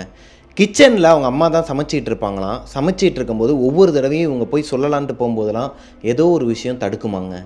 இப்போது இவங்க அம்மாவுக்கு ஒரு கடத்துக்கு மேலே உடம்பு முடியாமல் போகுது. வீட்டில் மெய்டு ஒருத்தவங்கள வைக்கிறாங்க. அவங்க என்ன பண்ணுறாங்கன்னா வீட்டை க்ளீனாக வச்சிட்டு இருக்கிறாங்க. அந்த டைமில் இவங்க வீட்டு வாசலில் ஒரு கருப்பு கலரில் ஒரு கயிறு மாதிரி ஒன்று தொங்குமாங்க. என்னடா இது முஸ்லீம் ஃபேமிலிங்கிறாங்க, வெளியே வந்து ஒரு கயிறு மாதிரி ஏதோ ஒன்று தொங்கிக்கிட்டு இருக்கேன்னு சொல்லிட்டு இவங்களுக்கு ரொம்ப நாளாகவே ஒரு டவுட் இருக்குது. ஆனால் அவங்க அம்மா கிட்ட இதனால் வரைக்கும் கேட்டது கிடையாது. வீட்டுக்கு வந்த மெய்டு சும்மா இல்லாமல் க்ளீன் பண்ணுறேன்னு சொல்லிட்டு ஒட்டடை அடிக்கிறேன்னு சொல்லிட்டு வெளியே இருந்த கயிறெல்லாம் பிடுங்கி தூக்கி போட்டுறாங்க. அன்னைக்கு நைட்டு ஒரு 1 மணி இருக்குமாங்க. மேரி அவங்களோட பெட்ரூமில் படுத்து தூங்கிட்டு இருக்கிறாங்க. தூங்கிட்டு இருக்கும்போது ஒரு சத்தம் கேட்குதுங்க. கிச்சனில் யாரோ ஒருத்தவங்க பாத்திரங்களெல்லாம் உருட்டிகிட்டு இருக்கிற மாதிரி ஒரு சவுண்டு கேட்குது. எந்திரிக்கிறாங்க. எந்திரிச்சு வந்து மெயின் டோரை ஓப்பன் பண்ணி பார்க்குறாங்க. அவங்களோட ரூம் டோரை ஓப்பன் பண்ணி வெளியே வந்து பார்க்குறாங்க. பார்த்தா கிச்சனில் யாருமே இல்லை. ஆனால் சத்தம் மட்டும் இன்னுமே கேட்டுக்கிட்டு இருக்கு, பாத்திரங்களை உருட்டுற மாதிரி. பயங்கரமாக காற்றடிக்குது. அதில் தான் திரும்பி பார்க்குறாங்க. பார்த்தா மெயின் டோர் ஓப்பனில் இருக்குது. டைம் பார்க்குறாங்க. கரெக்டாக 1 மணிக்கு 5 நிமிஷம் கம்மி. இந்த டைமில் யார் மெயின் டோரை ஓப்பன் பண்ணது, எங்கேருந்து இந்த பாத்திரங்களை உருட்டுற சவுண்டு கேட்குது. வெளியே போய் பார்த்துருக்குறாங்க. லைட்லாம் இல்லாமல் ஆஃபில் தான் இருந்திருக்குது. ஒரு மாதிரி இருட்டாக இருந்திருக்குது. இவங்க போய் லைட்டை போட்டு வெளியே போய் பார்த்தா அங்கே யாருமே இல்லையாங்க. என்னடா அதுன்னு ஒன்றுமே புரியலை அவங்களுக்கு. ஒருவேளை இவங்க அம்மா தான் டோரை ஓப்பன் பண்ணிட்டு வெளியே எங்கேயும் போயிருப்பாங்கன்னு சொல்லிட்டு மெயின் டோரை லாக் பண்ணிவிட்டு மேலே போய் பார்த்துருக்குறாங்க. மேலே போய் அவங்க அம்மா ரூமில் பார்த்தா அவங்க அம்மா நல்லா படுத்து தூங்கிட்டு இருந்திருக்கிறாங்க. ரிட்டன் அவங்க மேலேருந்து இறங்கி கீழே வரும்போது இவங்க பூட்டி வச்சுருந்த கதவு. அப்போ தான் அந்த டோரை லாக் பண்ணிவிட்டு மேலே போயிருக்கிறாங்க அவங்க அம்மாவை எழுப்புறதுக்கு. அதாவது எந்திரிச்சிட்டாங்களா, அவங்க தான் வெளியே போயிருக்கிறாங்களான்னு கன்ஃபார்ம் பண்ணுறதுக்கு மேலே போனாங்க. கீழே வந்து பார்த்தா டோர் ஓப்பனில் இருக்குதாங்க. மேரிக்கு ஒன்றுமே புரியலை. ஒரு மாதிரி பயம் வருது. என்னடா அது, இப்போ தான் நம்ம லாக் பண்ணி வச்சுட்டு போனோம், ஒருவேளை இல்யூஷனாக, சரியாக நம்ம லாக் பண்ணலையா, லாக் பண்ணாதனால டோர் ஓப்பன் ஆயிடுச்சான்னு சொல்லிட்டு சரி ஓகே மூடி வச்சுட்டு போயிடுவோன்னு சொல்லிட்டு கதவு மூடிட்டு மறுபடியும் அவங்களோட ரூமில் போய் படுத்து தூங்கிடுறாங்க. அடுத்த நாள் காலையில் அவங்க எந்திரிச்சோடனேயுமே அவங்க அம்மா கிட்டேயோ இல்லை மெய்டுக்கிட்டேயோ எதுவுமே ஷேர் பண்ணலை. ஏன்னா இது ஒரு கனவாக இருக்கும் இல்லை இல்யூஷனாக இருக்கும்னு சொல்லிட்டு அதை அப்படியே விட்டுறாங்க. ஏன்னா இவங்களுக்கு இருக்கிற பிரச்சனைக்கு இது ஒரு பிரச்சனையை அவங்களால பார்க்க முடியறதுக்கு டைம் கிடையாதுங்க. அதனால் விட்டுறாங்க. எப்பயும் போல் அன்றைக்கி நாள் முழுக்க அவங்க அம்மா கிட்ட சொல்கிறதுக்கு எப்படா சொல்கிறதுன்னு சொல்லி ட்ரை பண்ணிகிட்டு இருக்கிறாங்க. ஈவினிங்காக ஒரு 5-5:30 மணி இருக்குமாங்க. நல்லா அசந்து தூங்குறாங்க. இவங்க அம்மா வந்து கத்துறாங்க, அடியே ஈவினிங் டைமில் தூங்காதன்னு சொல்லியிருக்கிறேன்ல, எதுக்கு இந்த டைமில் வந்து தூங்கிட்டு இருக்கிற, ஈவில் வந்து ஸ்ப்ரெட் ஆகும், நீ முதல்ல எந்திரி, தூங்காத, நீ வந்து சாமி கும்பிடனாலும் பரவாயில்ல, ஒழுங்கானாலும் உட்காந்துரு, எந்திரிச்சு உட்காந்துரு அப்படிங்கிற மாதிரி சொல்கிறாங்க. மேரியை திட்டிட்டு அவங்க அம்மா ரெஸ்ட் ரூம் போயிடுறாங்க. மேரியோட ரூமில் இருக்கிற ரெஸ்ட் ரூமில் போயிட்டு குளிக்கிறதுக்கு போயிடுறாங்க. உள்ளே போனதுக்கப்புறமா மேரிக்கு ஒரு சத்தம் கேட்குது. எந்திரிக்கலையா, இன்னும் நீ எந்திரிக்கலையா, என்ன பண்ணிக்கிட்டு இருக்க அப்படிங்கிற மாதிரி ஒரு சத்தம் கேட்குதுமா. எந்திரிச்சிடுறேம்மா இருமான்னு சொல்லிட்டு லைட்டாக கண்ணை முழிச்சு பார்க்கும்போது அதிகமாக முடி இருக்குதாங்க. அவங்க அம்மாவுக்கு இந்த அளவுக்கு தான் முடி இருக்குமா, ஷோல்டர் அளவுக்கு.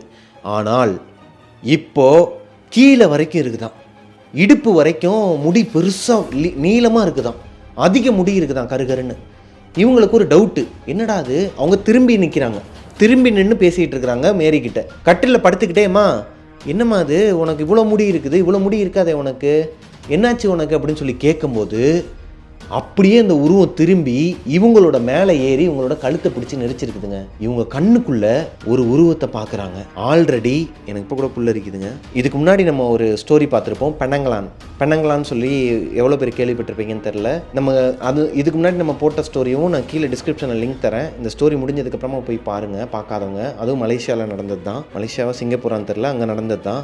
அதே மாதிரி தலை மட்டும் ஒரு பொண்ணோட தலை இருக்குங்க, முடி அதிகமாக இருக்குமா, கீழே இடுப்புக்கு கீழே வரைக்குமே இருக்குமா முடி. ஆனால் இந்த கழுத்துக்கு கீழே எல்லா ஆர்கனும், நம்ம இந்த லேப்லலாம், சயின்ஸ் லேப்லலாம் பார்த்தீங்கன்னா ஒரு மாதிரி ஆர்கன்லாம் தொங்கிட்டு இருக்கிற மாதிரி வச்சுருப்பாங்க. அந்த மாதிரி கொடூரமான ஒரு பேய்ங்க அது. அந்த பேய் இவங்க மேலே ஏறி இவங்களோட கழுத்தை பிடிச்சி நெரிச்சு இவங்களை வந்து ஒரு மாதிரி திணற வச்சுருக்குதுங்க, மூச்சு திணறல் வந்திருக்குது. இவங்களால கத்தவும் முடியலை.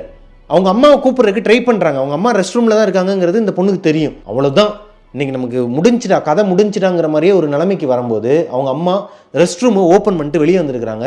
ஓப்பன் பண்ணிட்டு வெளியே வரும்போதே இவங்க கத்த ஆரம்பிச்சிருக்கிறாங்க. லைக் இவங்க மேலே இருந்த கை எடுத்துருச்சு. அவங்க அம்மா டோரை ஓப்பன் பண்ண சத்தத்தில் இந்த பெணங்களாம் அங்கேருந்து போயிருச்சாங்க. இது அங்கேருந்து போனதுக்கு அப்புறமா தான் இவங்களுக்கு கொஞ்சம் மூச்சு விட்டுட்டு கத்தி இருக்கிறாங்க. இப்போ இவங்க அம்மாவுக்கு ஒரு பயங்க, என்னாச்சும் ஏதாச்சும் சொல்லி வந்து பார்க்கும்போது, ஏண்டி கத்துற, நான் தான்டி பாத்ரூமில், நான் தான் உன்னை எழுப்பிட்டு தானே போனேன், நான் தான் சொல்கிறேன்ல தூங்காதன்னு சொல்லிட்டு, எதனா ஈவில் ஸ்ப்ரெட் இப்படி தான் அலையும் அப்படிங்கிற மாதிரி சொல்கிறாங்க. மா உண்மைதாம்மா, யாரோ ஒருத்தவங்க என் கழுத்தை பிடிச்சி அமுக்குனாங்கம்மா, என் வயிற்றில் ஏறி உட்கார்ந்த மாதிரி இருந்துச்சுமா, என்னால் டாலரேட் பண்ண முடியாத அளவுக்கு ஒரு மாதிரி நான் செத்துட்டேனே நினச்சேம்மா, அதுக்கு தான் சொல்கிறேன் நீ தூங்காதன்னு சொல்லிட்டு நான் அசால்ட்டாக சொல்லிட்டு அவங்க பாட்டு போயிட்டாங்களாங்க. என்ன சொல்ல வராங்கன்னு கேட்காம. இவங்களுக்கு அதை பார்த்தோன்னே அதுதான் பெண்ணங்களான், இந்த வகையான பேய் அப்படிங்கிற மாதிரிலாம் தெரியாதான். அதுக்கப்புறமா உட்காந்து கூகுளில் சர்ச் பண்ணியிருக்கிறாங்க, அவங்களோட ஊரில் என்னென்ன வகையான பேய் இருக்குதுன்னு சொல்லி பார்க்கும்போது அதோட ஃபோட்டோ பார்க்கும்போது தான் அவங்களுக்கு தெரிஞ்சிருக்கு. இன்னொன்று, அதோட பேரை சொல்லக்கூடாதாங்க. அதோட பேரை சொன்னோம் அப்படின்னா அது இந்த மோகினி மாதிரி தானா, நம்ம எங்கே இருக்கிறோமோ அங்கே வந்துடும் அப்படிங்கிற மாதிரி ஒரு மித்துங்க. இந்த சம்பவம் நடந்த அன்னைக்கு நைட்டு ஒரு 12:30 மணிக்கு எப்பவும் போல் கிச்சனை யாரோ உருட்டுற சத்தம் கேட்டிருக்கு. எந்திரிச்சு போய் பார்க்குறாங்க. பார்க்கும்போது அங்கே யாருமே இல்லை. முந்தின நாள் நைட்டு என்ன நடந்துச்சோ அதே தான் இப்போ நடக்குதுங்க. மெயின் டோர் ஓப்பனில் இருக்குது, வெளியே லைட் எதுவுமே போடாமல். இப்போது எப்பயும் போல் போய் டோரை லாக் பண்ணலான்னு போகிறவங்க ஒரு கட்டத்துக்கு மேலே வெளியே யாரோ நிற்கிற மாதிரி ஒரு உருவம் தெரியுது. லைட்டை போட்டு பார்த்தா இவங்க முன்னாடி பார்த்தாங்க இல்லையா, அதே பெண்ணங்களாம், அதே பேய் வெளியே நின்றுக்கிட்டு இவங்களை பார்த்து கழுத்தை நெருக்கே வருதாங்க. டக்குன்னு டோரை லாக் பண்ணிவிட்டு உள்ளே ஓடி போய் படுத்து தூங்கியிருக்கிறாங்க. எதனால் இந்த பெண்ணங்களான் இவங்களை துரத்துது, மேரியை எதுக்கு துரத்தணும், இவங்க என்ன தப்பு பண்ணாங்க, ஒன்றுமே புரியலையாங்க. அடுத்த நாள், அதாவது இந்த சம்பவம் நடந்து அடுத்த நாள் காலையில் இவங்க ஒரு கெட் டுகெதர், அதாவது இவங்க அம்மாவோட சொந்தக்காரங்க கூட பிறந்தவங்க எல்லாருமே வந்திருக்கிறாங்க. எல்லாருமே கிளம்பி மலேசியாவில் ஒரு பீச்சுக்கு போயிருக்கிறாங்க. பீச்சுக்கு போனப்போ மேரி மட்டும் தனிமையாக இருந்திருக்கிறாங்க. பீச்சில் யாரு கூடயும் ஒட்டாமல் எல்லாருமே பேசி சிரித்து என்ஜாய் பண்ணிகிட்டு இருக்கிறாங்க. மேரி மட்டும் தனியாக நின்றுட்டு இருக்கிறத பார்த்த ஒரு அங்கிள் என்ன பண்ணுறாருன்னா, அவர் இவங்க அப்பாவுக்கு ரொம்ப க்ளோஸாங்க, மேரியோட அப்பாவுக்கு ரொம்ப க்ளோஸ் ஆன அங்கிள், ஃபேமிலி ஃப்ரெண்ட் தான் சின்ன வயசுலேருந்து. ஸோ அவர் கவனிச்சுட்டு இவங்க கிட்டக்க வந்தது மட்டும் இல்லாமல் எத்தனை மாதமா அப்படிங்கிற மாதிரி கேட்டிருக்கிறாரு. புரியல அங்கிள். இல்லைம்மா, நீ எத்தனை மாதமாகி எத்தனை மாதம், என்ன பேசுகிறீங்க நீங்கள், அதெல்லாம் கிடையாது, நான் மாதமெல்லாம் இல்லையே அப்படின்னு சொல்லும்போது அவர் சொல்கிறாருங்க, எனக்கு தெரியுமா, நான் உன்னோட ஆக்டிவிட்டியை வச்சே நான் கண்டுபிடிச்சிட்டேன், நீ மாசமாக இருக்குன்னு சொல்லிட்டு. உங்கள் அம்மா கிட்ட சொல்லிட்டியா இல்லையா அப்படிங்கிற மாதிரி கேட்டிருக்கிறாரு. ஆமாம் அங்கிள், அம்மா கிட்ட சொல்லலை, பயமாக இருக்குது அப்படின்ட்டுருக்காங்க, நான் சொல்கிறேன் அப்படின்ட்டுருக்காரு. இல்லை அங்கிள், எனக்கு பயமாக இருக்குது, நீங்கள் சொல்லாதீங்க. இல்லைம்மா, இதை மறைக்கக்கூடாது, இன்னும் ஒரு 2 மாதம் போச்சுன்னா கஷ்டமாயிரும், ரொம்ப கஷ்டமாயிரும், நான் அம்மா கிட்ட சொல்கிறேன், நான் சொல்லி புரிய வைக்கிறேன் அப்படிங்கிற மாதிரி சொல்கிறாரு. ஏம்மா, உனக்கு வேறு எதனா பிரச்சனை இருக்கா, நீ உங்கள் அம்மா கிட்ட சொல்லாமல் மட்டும் இல்லையே, ஏதோ உன் கண்ணுக்கெல்லாம் கருவளையத்தெல்லாம் பார்த்தா நீ தூக்கம் இல்லாமல் ரொம்ப கஷ்டப்படுற மாதிரி இருக்குது, வேறு எதனா உனக்கு பிரச்சனை இருக்கான்னு அழுத்தி கேட்குறாருங்க.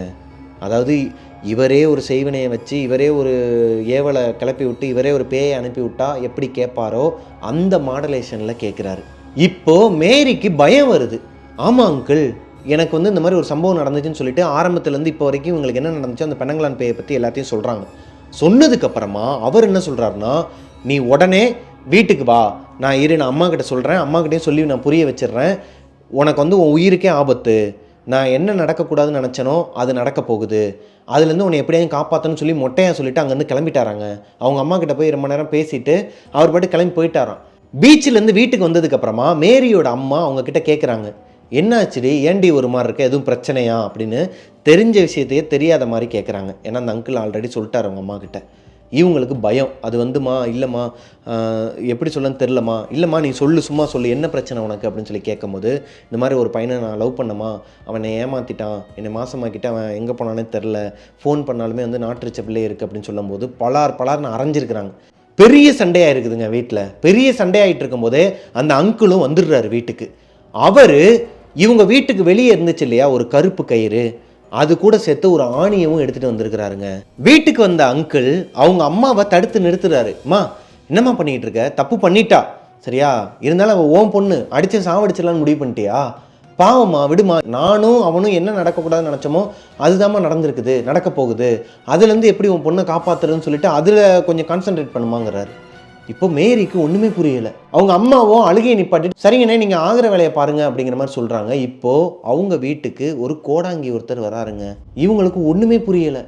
என்ன அங்கிள் நடக்குது, யார் நீங்களும் வந்து நடக்கக்கூடாதுன்னு நினச்சிங்க, என்ன நடக்குது, எனக்கு எதனா இந்த மாதிரி சாபக்கேடு எதுனா இருக்கா நம்ம குடும்பத்துக்குன்னு கேட்கும்போது தான் அவங்களோட அப்பாவோட கதையை பற்றி சொல்கிறாங்க.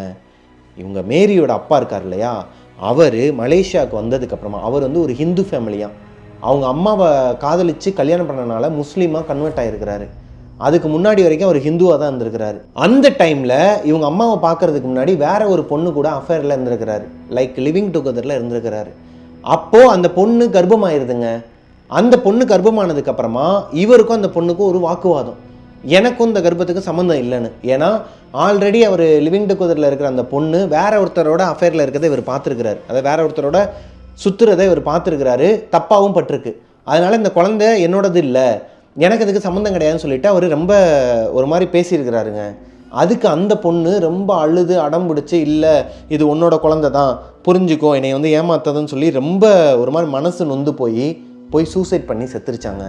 அந்த பொண்ணு லாஸ்ட்டாக சாகிறதுக்கு முன்னாடி இவங்க அப்பா கிட்ட வந்து சண்டை போட்டு தான் போயிருக்குதுங்க. அப்போது என்ன சொல்லியிருக்குன்னா, நான் செத்துருவேன் அப்படிங்கிற மாதிரி மிரட்டி இருக்குது. நீ சாகு என்ன வேணாலும் பண்ணுன்னு சொல்லி இவரும் அசால்ட்டாக விட்டுருக்கிறாருங்க. ஏன்னா சும்மா மிரட்டி பார்க்குறான்னு சொல்லி அசால்ட்டாக பேசியிருக்கிறாரு. ஆனால் அந்த பொண்ணு சொன்ன மாதிரியே சூசைட் பண்ணி இறந்து போச்சாங்க. அந்த பொண்ணு என்ன சொல்லிச்சுன்னா இவங்க அப்பா கிட்ட, நான் இறந்துருவேன், நான் இறந்ததுக்கப்புறமா ஆத்மாவா உன்னை வந்து பழி வாங்குவேன், உன் குடும்பத்தில் நீ முதல்ல உனக்கு பிறக்க போகிற குழந்தைய நான் காவு வாங்கிடுவேன், அதை நான் விடமாட்டேன், அதை நான் எடுத்துப்பேன், நான் அது வரைக்கும் என்னோடய ஆத்மா வந்து சாந்தி அடையாது அப்படிங்கிற மாதிரி சொல்லிட்டு போயிருக்கிறாங்க. என் குழந்தையும் என்னையும் நீ சாவடிக்கிறல, என்னை வந்து நீ ஊதாசீனப்படுத்துறல, உன் குழந்தை இல்லைன்னு சொல்லிட்டு அசிங்கப்படுத்துறல, உன் குழந்தையே நான் விடமாட்டேன், அதை கொன்றுவேன்னு சொல்லிட்டு போயிருக்குதுங்க. இவங்க அப்பாவோட குலசாமி கருப்பசாமியாங்க. அவரை மனசில் நினச்சிக்கிட்டு வேண்டிக்கிட்டு கோயிலுக்கு போயிட்டு ரொம்ப ஒரு மாதிரி அந்த பூசாரிக்கிட்டலாம் சொல்லி அழுதுருக்கிறாருங்க. இந்த மாதிரி நடந்துருச்சு, என்னோடய குடும்பத்தில் இப்படிலாம் என்னை பழி வாங்குறதுக்கு வருவேன்னு சொல்லிட்டு போயிருக்கிறா, எனக்கு பயமாக இருக்குது, வரமாட்டாங்கிறது எனக்கு தெரியும், இருந்தாலும் எனக்கு என் குடும்பம் முக்கியம் இல்லையா அப்படின்னு சொல்லி நிறைய பூஜைகள்லாம் பண்ணியிருக்கிறாரு, நிறைய பரிகாரங்கள்லாம் பண்ணியிருக்கிறாருங்க. இப்போது ஒரு வருஷத்துக்கு அப்புறமா இவங்க அம்மாவை பார்க்குறாரு. மேரியோட அம்மா தான் அவரை ஃபஸ்ட்டு லவ் பண்ணுறாங்க. அதுக்கப்புறமா அவருக்கும் அவங்கள பிடிச்சி போய் மதம் மாறி கல்யாணம் பண்ணிக்கிறாரு. அடுத்த 5 மாதத்தில் அவங்க கர்ப்பமாகவும் ஆகுறாங்க. இப்போ தான் மேரியோட அப்பாவுக்கு ஒரு பயம் வருது, அவள் சொன்ன மாதிரியே செஞ்சிருவாளோ, நம்ம குழந்தைக்கு எதனா ஆபத்து வந்துடுமோ, வயிற்றில் இருக்கிற சிசுவை வயிற்றிலே வச்சு அழிச்சிருவாளோன்னு சொல்லிட்டு பயம் வருது. அதுக்கேற்ற மாதிரியே இவங்களோட வீட்டில் ஏகப்பட்ட அமானுஷங்கள் நடந்திருக்குதுங்க. மேரியோட அம்மா படுத்து தூங்கிட்டு இருப்பாங்களாம். இதே மாதிரி மேரிக்கு நடந்த இதே இன்சிடெண்ட் அவங்க அம்மாவுக்கு நடந்திருக்குது. அவங்க அப்பாவும் அம்மாவும் படுத்து தூங்கிட்டு இருப்பாங்க. அவங்க மாசமாக இருக்கிறாங்க. ஒரு 9 மாதம் இருக்குமாங்க, நிற மாத கர்ப்பிணின்னு சொல்லுவாங்க. அந்த டைமில் இவங்க அம்மாவுக்கு வந்து வலி வந்திருக்கு. வயிற்றில் ஏதோ யாரோ ஒருத்தவங்க கையை வச்சு அமுக்கிற மாதிரி ஒரு பெயின் வந்திருக்குது. முழிச்சு பார்த்தா யாருமே இல்லை. பக்கத்தில் அவங்க வீட்டுக்காரர் நல்லா படுத்து தூங்கிட்டு இருக்கிறாரு. வெளியே கிச்சனில் யாரோ ஒருத்தவங்க உருட்டுற சத்தம் கேட்குது. என்னமோ எதுன்னு சொல்லிட்டு வெளியே போய் பார்த்தா யாருமே இல்லை. மெயின் டோர் ஓப்பனில் இருக்குது, வெளியே யாருமே இல்லை. இவங்களுக்கு என்ன நடந்துச்சோ அப்படியே அவங்க அம்மாவுக்கு நடந்துருக்குது. மேரியோட அம்மா அவங்க ஹஸ்பண்டுக்கிட்ட ஷேர் பண்ணுறாங்க. அவருக்கு பயம் வந்து என்ன பண்ணுறாருன்னா கருப்பசாமி கோயிலுக்கு போயிட்டு என்ன நடக்கக்கூடாதுன்னு நினச்சனோ அதுதான் நடந்திருக்குன்னு சொல்லிட்டு அங்கே ஒரு கோடாங்கி சாமி இருக்கிறாராங்க. அவரை பிடிச்சி இப்போ ஒரு அங்கிள் இருக்கார் இல்லையா, இவரும் அவங்க அப்பாவும் தான் பெரிய ஒரு ரிச்சுவல் மாதிரி ஒரு விஷயத்தை பண்ணி அதை இவங்க வீட்டுக்கு வெளியே வந்து கட்டி வச்சுருக்கிறாங்க. இவங்க வீட்டுக்கு வெளியே கட்டி வச்சுருக்கிறாங்க. இவங்க அம்மாவுக்கு காலில் ஒரு கருப்பு கயிறு மாதிரி ஒன்று கட்டி விட்டுருக்கிறார். கருப்பு கயிறுலையே மணி மாதிரி ஒன்று தொங்க விட்டு வெள்ளியில் அதை இவங்க அம்மா காலில் தொங்க விட்டுருக்கிறார். அதை இவங்க அம்மா காலில் கட்டி விட்டுருக்கிறார். அதுக்கப்புறமா தான் இந்த குழந்தையே பிறந்திருக்குதாங்க. பிரசவ வார்டில், அதாவது டெலிவரி டைமில் அவங்க அப்பா ரொம்ப பயந்துட்டாராம். எப்படியாச்சும் என் பொண்ணும் பொண்டாட்டியும் பொழைச்சிடணும், யாராச்சும் ஒருத்தர் இறந்துட்டாங்கன்னா கூட அவள் தான் காரணம் அப்படிங்கிற மாதிரி ரொம்ப உசுரை கையில் பிடிச்சிட்டு நின்றுட்டு இருந்துருக்குறாங்க. இப்போது ஒரு வழியாக பொண்ணும் பிறந்துருச்சு. அப்போ இந்த சாபம் நீங்கிருச்சு, அவளால் எதுவும் பண்ண முடியாதுன்னு சொல்லி நினச்சிட்டு இருக்க டைமில் தான் அவங்க அப்பா ஒரு ஆக்சிடெண்ட்டில் இறந்துடுறாரு. இவங்களாம் என்ன நினச்சிக்கிறாங்கன்னா அந்த பொண்ணு தான் இவரோட வாரிசை எதுவும் பண்ண முடியல, குழந்தைய எதுவும் பண்ண முடியலன்னு சொல்லிட்டு அவரையே கொன்னுருச்சு போலன்னு நினச்சிட்டு அழுதுட்டு அதோடு அதை விட்டுறாங்க. அடுத்து ஒரு வருஷத்தில் அதுலேருந்து கொஞ்சம் கொஞ்சமாக வெளியே வர ஆரம்பிச்சிடுறாங்க. ஆனால் இப்போது அவர் பயந்த விஷயம் நடக்குது. அவரோட வாரிசுக்கு ஒரு ஆபத்து வந்திருக்கு. அதாவது அவரோட பொண்ணோட வயிற்றில் இருக்க குழந்தைக்கு இப்போ ஆபத்து. அதாவது அந்த பெண்ணங்களான் உருவத்தில் பார்த்ததுமே அவர் எக்ஸ்லவர், அவர் லவ் பண்ணி அந்த இறந்து போன பொண்ணு தான் இப்போ இந்த பொண்ணை வந்து பயமுறுத்திட்டு இருக்காங்கிற பட்சத்தில் அந்த சமயத்தில் என்ன ரிச்சுவல் பண்ணாங்களோ, என்ன சடங்கு, என்ன பூஜை பண்ணாங்களோ அதையே இவங்களோட வீட்டில் வந்து பண்ணியிருக்கிறாருங்க. பண்ணது மட்டும் இல்லாமல் இவங்களோட உடம்புக்குள்ளே அந்த ஆத்மா இருந்திருக்குது. இவங்கள சுற்றி தான் வந்திருக்குது. ஏன்னா அந்த பூஜையை இவங்களோட வீட்டில் வச்சு பண்ணிகிட்டு இருக்கும்போது மேரி இருந்த அந்த ரூம்குள்ளே ஒரு சத்தம் கேட்குதாங்க, அழுகிற சத்தம் கேட்குதான், பயங்கரமாக கேட்குதான். அது ஒரு லேடியோட குரலே கிடையாதாங்க, ஏதோ ஒரு கிரியேச்சர் கத்துற மாதிரி ஒரு சவுண்டா. ரொம்ப நேரம், ஒரு மணி நேரமாக அந்த சத்தம் கேட்டிருக்குது. அதுக்கப்புறமா அந்த பூஜையெல்லாம் முடிஞ்சதுக்கப்புறமா அந்த சத்தமும் அடங்கிடுது. அதே கருப்பு கயிறு, இவங்களோட வீட்டில் அந்த நிலையில் இருந்த அந்த கருப்பு கயிறை மறுபடியும் பூஜை பண்ணி கருப்பசாமியை கும்பிட்டுட்டு கருப்பசாமியை காவலுக்கு வெளியே நிப்பாட்டுற வகையில் கட்டிடுறாங்கங்க. இந்த சம்பவத்துக்கு அப்புறமா, இந்த பூஜைகள்லாம் பண்ணதுக்கப்புறமா எந்த ஒரு ஆத்மாவோ இல்லை அந்த மாதிரி எந்த ஒரு நெகட்டிவ் எனர்ஜியை மேரி உணரலைங்க. அடுத்த ஃபியூ இயர்ஸில் அவங்களுக்கு குழந்தெல்லாம் பிறந்ததுக்கப்புறமா வேற ஒருத்தவர் கூட ஒரு லவ் வருது. அவங்களுக்கும் அவருமே வந்து லவ் பண்ணியிருக்கிறாரு. ஸோ 2 பேரும் கல்யாணம் பண்ணிக்கிறாங்க. அவர் கிறிஸ்டின்ங்கிறனால இவங்க வந்து கன்வெர்ட் ஆகிக்கிறாங்க. ஸோ இதோட செகண்ட் ஸ்டோரி முடிஞ்சிருச்சுங்க. இந்த ஸ்டோரிலையும் சரி, இதுக்கு முன்னாடி பார்த்த ஸ்டோரிலையும் சரி, இதில் வர எல்லா பெயர்களுமே கற்பனை பெயர்கள் தான், புனை பெயர்கள் தான். யாருமே அவங்களோட நேம்ஸை வந்து மென்ஷன் பண்ண வேணான்னு சொன்ன காரணத்தினால நானாக நேம் வச்சு சொல்லியிருந்தேன். ஆனால் இது அவங்க என்கிட்ட சொன்ன உண்மை கதைங்க, உண்மை கதைன்னு சொன்ன கதைங்க. அதை நான் உங்ககிட்ட நரேஷனில் ஒப்படைச்சிட்டேன். இந்த ஸ்டோரியிலேருந்து உங்களுக்கு என்ன தோணுதுங்கிறது கீழே கமெண்ட்டில் சொல்லுங்கள். இந்த ஸ்டோரி உங்களுக்கு பிடிச்சிருந்துச்சுன்னா லைக் பண்ணிடுங்க. உங்களோட வீட்லேயும் இதே மாதிரி அமானுஷங்கள் எதனா நடந்திருக்குது. மலேசியாவிலேருந்து நிறையா கதைகள் வருதுங்க, அடுத்தடுத்து வந்துக்கிட்டே இருக்குது. அது என்னன்னு தெரில, மலேசியாவில் அவ்வளோ பேய்கள் இருக்கா என்னங்கிறது தெரில, மேபி இருக்கலாம் போல். மிஸ்டர் பிரபாகரன் யூடியூப் சேனலை சப்ஸ்கிரைப் பண்ணிடுங்க, பக்கத்தில் இருக்க பெல் ஐக்கானை தட்டி விட்டுருங்க. நெக்ஸ்ட் இதை விட ஒரு சூப்பரான ஸ்டோரிஸோட உங்களை மீட் பண்ணுற வரைக்கும் பாய். தருணிக்காங்கிற பாப்பா 8 வயசு ஆகுது அவங்களுக்கு. அவங்களோட அம்மாவோட உட்காந்து டெவில்ஸ் கிச்சன் ஷோ ஒரு எபிசோடை கூட மிஸ் பண்ணாமல் நான் பார்ப்பேன் மாமா, உங்களை வந்து எனக்கு ரொம்ப பிடிக்கும், ஐ லவ் யூ மாமா, நீங்கள் வந்து என்னோடய பேரை சொல்லிவிட்டு ஸ்டார்ட் பண்ணுங்கள் அடுத்த ஸ்டோரியை அப்படிங்கிற மாதிரி சொல்லியிருந்தாங்க அந்த பாப்பா. நானும் ஓகேடா செல்லோன்னு சொல்லி இன்ஸ்டாகிராமில் ரிப்ளை பண்ணியிருந்தேங்க. அதாவது இன்ஸ்டாகிராமில் ஐ பிரபாகரன் அஃபிஷியல்னு என்னோட இன்ஸ்டாகிராம் ஐடியில் நிறையா ரீல்ஸ்லாம் போட்டுட்ருந்தோம். இப்போ கொடைக்கானல் போயிட்டு இருந்த அந்த வீடியோஸ்லாம் போட்டுட்ருக்கும்போது அந்த ரீல்ஸில் வந்து கமெண்ட் பண்ணியிருந்தாங்க. அதில் நிறைய பேர் வந்து டெவில்ஸ் கிச்சன், டெவில் கிங் அது இதுன்னு சொல்லி நிறைய பேர் கமெண்ட் பண்ணியிருந்தாங்க. அவங்க எல்லாருக்குமே என்னோடய மனமார்ந்த நன்றிகள். அப்புறம் தருணிக்கா, ஹாய்டா பாப்பா, தேங்க்யூ ஸோ மச். எப்பயுமே பார்க்கக்கூடாது, சில விஷயங்கள்லாம் வந்து அப்பப்போ மட்டும் பாருங்கள். அண்டு உங்களோட படிப்பில் கான்சன்ட்ரேட் பண்ணுங்கள். ஓகேவாடா செல்லம், tata, bye bye, love you. போன ஸ்டோரியில் ஒரு மணி நேரம் போட்டிருப்போங்க. இந்த 1 மணி நேர கதையில் நிறைய பேர் வந்து நிறைய கமெண்ட்ஸ்லாம் போட்டிருந்தீங்க. அவங்க எல்லாருக்குமே ரொம்ப தேங்க்ஸ். ஒருத்தவங்க பாயிண்ட்டாக ஒரு விஷயம் கேட்டிருந்தாங்க, அது எனக்குள்ளே உறுத்திக்கிட்டே இருந்துச்சுங்க. நான் அந்த கதை அனுப்பின அந்த மேம்கிட்டேயும் வந்து நான் ஒரு வாய்ஸ் ஓவர் போட்டிருக்கேன். மேம் எனக்கு வந்து இது உறுத்தலாக இருக்குது, நீங்கள் பார்த்தீங்களா அந்த கமெண்ட்டை அப்படின்னு சொல்லிட்டு. என்னென்னா அவங்க வந்திருக்கிற அந்த வில்லால் பேய் இருக்குது, இதுக்கு முன்னாடி ஒரு ஹாண்டட் சம்பவம் நடந்திருக்குங்கிறது அந்த கம்யூனிட்டிக்குள்ளே இருக்கிற எல்லாருக்குமே தெரியும். அப்படின்னா அவங்களோட வீட்டுக்கு எதனால் அவங்களோட குழந்தைங்கள அவங்க அங்கே இருக்கிறவங்களோட குழந்தைங்கள அனுப்ப போகிறாங்க டியூஷனுக்கு? அது ஒரு பேய் வீடுன்னு தெரிஞ்சிருந்தால் எப்படி அனுப்புவாங்க அப்படிங்கிற மாதிரி கேட்டிருந்தாங்க. பாயிண்ட்டான ஒரு கேள்வி. எனக்குமே அது தோணுச்சு. அதாவது அவங்க கேட்டதுக்கப்புறமா எனக்கு தோணுச்சு.